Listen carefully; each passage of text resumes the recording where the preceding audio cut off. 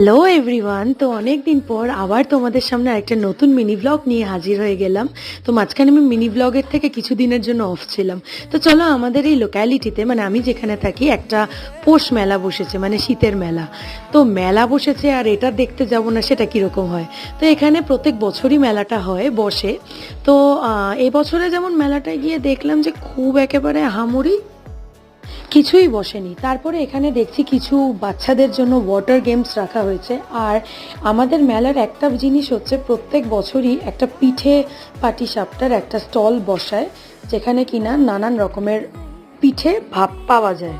তারপরে পিঠে পাটিসাপটা আমরা খেয়ে চলে আসলাম হলো একটা আচারের দোকানের। মেয়েরা হচ্ছে আচারের ভীষণ শৌখিন, আর যেখানেই আচার দেখবে সেখানেই ঝাঁপিয়ে পড়বে। তো চলো, এই ছিল আজকের একটা ছোট্ট মিনি ব্লগ।